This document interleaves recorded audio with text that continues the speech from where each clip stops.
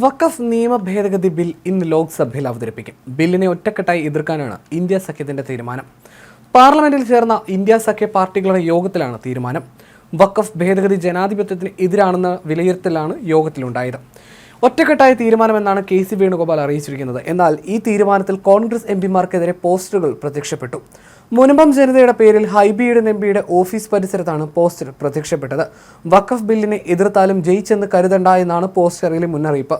കോൺഗ്രസ് MPമാരുടെ ശ്രദ്ധയ്ക്ക് എന്ന തലക്കെട്ടിലാണ് പോസ്റ്റർ. മുനമ്പത്തെ ജനങ്ങളെ വഞ്ചിച്ച് കോൺഗ്രസ് MPമാർ വഖഫിനൊപ്പം നിന്നെന്ന് പോസ്റ്ററിൽ പറയുന്നു.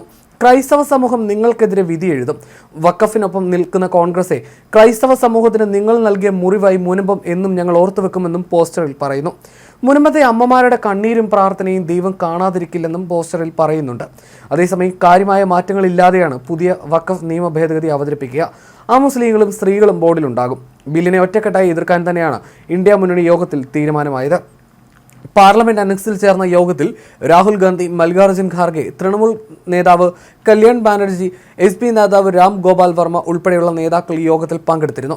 ഇന്ന് ഉച്ചയ്ക്ക് ബിൽ അവതരിപ്പിക്കാനാണ് സ്പീക്കർ അനുമതി നൽകിയിരിക്കുന്നത്. ഇന്നലെ നടന്ന കാര്യോപദേശക സമിതി യോഗത്തിലായിരുന്നു തീരുമാനം. ബില്ലിന്മേൽ 8 മണിക്കൂർ ചർച്ചയാകും നടക്കുക. ബിൽ അവതരണവുമായി ബന്ധപ്പെട്ട് എല്ലാ MPമാർക്കും വിപ്പ് നൽകാനാണ് ഭരണപക്ഷത്തിന്റെ തീരുമാനം. ബില്ല് ലോക്സഭയിൽ അവതരിപ്പിക്കാൻ തീരുമാനമെടുത്ത കാര്യോപദേശക സമിതി യോഗം പ്രതിപക്ഷം ബഹിഷ്കരിച്ചിരുന്നു. ബജറ്റ് സമ്മേളനം അവസാനിക്കാൻ 3 ദിവസം ബാക്കി നിൽക്കെയാണ് നിർണായകമായ തീരുമാനത്തിലേക്ക് കേന്ദ്ര സർക്കാർ കടക്കുന്നത്. ഈ സമ്മേളന കാലയളവിൽ തന്നെ വഖഫ് ഭേദഗതി ബില്ല് കൊണ്ടുവരുമെന്ന് കേന്ദ്രമന്ത്രിമാർ നേരത്തെ വ്യക്തമാക്കിയിരുന്നു. സംയുക്ത പാർലമെന്ററി സമിതി കടന്ന ഭരണപക്ഷ നിർദ്ദേശങ്ങൾ മാത്രം ഉൾപ്പെടുത്തിയ വഖഫ് നിയമ ഭേദഗതി ബില്ലാണ് പാർലമെന്റിലേക്ക് എത്തുന്നത്.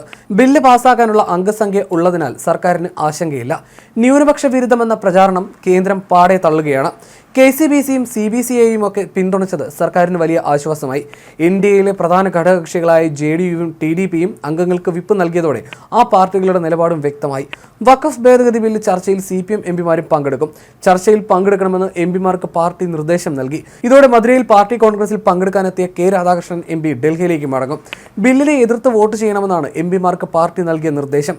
ചർച്ചയിൽ പങ്കെടുക്കാൻ 4 MPമാരോട് നിർദ്ദേശം നൽകിയതായി polit bureau coordinator Prakash Karat സ്ഥിരീകരിച്ചു.